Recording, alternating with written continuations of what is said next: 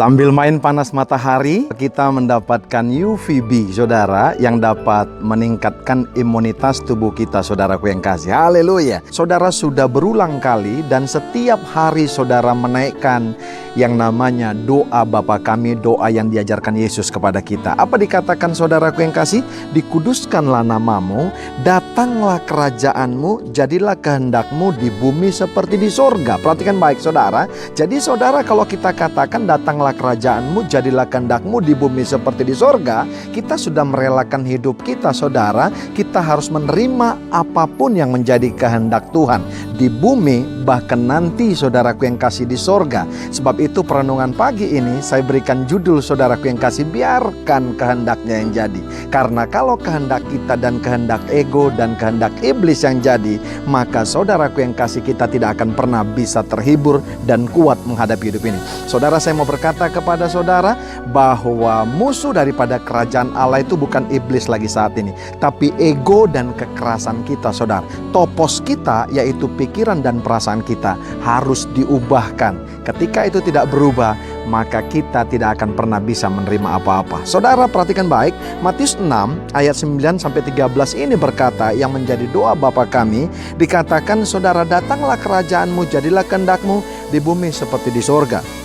Berikanlah kami pada hari ini makanan yang secukupnya, dikatakan ayat berikutnya. Saudara, bukankah hari-hari ini saudara, Yesus saudaraku yang kekasih memastikan bahwa kita memang diberikan makanan yang secukupnya. Tempo hari mungkin saudara sampai berlebihan di rumah dan saudara tidak tahu saudaraku yang kasih mau melakukan apa lagi untuk kelebihan itu. Tapi hari-hari ini saudara, kehendaknya, diizinkannya untuk kita saudaraku yang kekasih diberikan makanan yang secukupnya. Harusnya apa respon kita saudara? Kita harus mengucap syukur. Karena apa saudara? Kesusahan hari ini, besok ada kesusahan yang lain, minta tolong sama Tuhan untuk Tuhan selalu saudaraku yang kasih menolong setiap kita. Lanjut saudaraku yang kasih, dikatakan ayat ini saudara, haleluya ya, dan ampunkanlah kami akan kesalahan kami seperti kami juga mengampuni orang yang bersalah kepada kami. Bapak Ibu yang kekasih, hari-hari ini saudara, Tuhan berkehendak ada rekonsiliasi atas diri sendiri dan orang lain. Pastikan saudaraku yang kasih, caramu mengasihi Tuhan tercermin daripada caramu mengasihi sama. Alkitab berkata apa saudaraku yang kasih di ayat lain? Saudara, kalau engkau mempersembahkan sesuatu, ada engkau ingat di hatimu ganjalan bagi orang lain, tinggalkan dulu persembahanmu, berdamai kepada orang itu, baru saudara engkau ambil persembahanmu, baru persembahan itu layak diterima Tuhan. Nah saudaraku yang kasih, bukan masalah persembahannya, tapi bagaimana kita mengampuni orang yang bersalah kepada kita. Hari-hari ini saudara, kalau engkau support saudara orang yang mengasihi engkau, itu biasa saudara. Tapi kalau engkau support dan engkau menolong orang yang pernah menyakiti engkau saudara, maka itu yang dahsyat dan luar biasa. Alkitab ayat selanjutnya berkata saudara, dan janganlah membawa kami ke dalam pencobaan, tetapi lepaskanlah kami daripada yang jahat. Saudaraku yang kasih, dikatakan lepaskan kami daripada yang jahat, jangan membawa kami dalam pencobaan. Alkitab berkata Tuhan tidak pernah mencobai siapapun dan Tuhan tidak pernah memberikan pencobaan. Saudara, ada kalanya tapi Dia luaskan supaya apa? Supaya kita tetap berharap dan bersandar kepadanya dan biarkan kehendak Dia yang jadi. Engkaulah yang mempunyai kerajaan dan kuasa dan kemuliaan sampai selama-lamanya. Jadi kalau kita biarkan kehendak Dia yang jadi, karena Dia adalah yang mempunyai kerajaan saudaraku yang kasih dan kuasa kemuliaan sampai selama-lamanya, maka hidupmu akan dahsyat dan luar biasa. Dalam Lukas 17:20-21, kerajaan Allah itu bukan di sana atau di sini, tapi di antara kamu. Saudaraku yang kasih, saya mau berkata, setiap saudaraku yang kasih, satu komunitas, satu tempat yang kita izinkan Allah yang memerintah, di sana ada kerajaan Allah saudaraku yang kasih.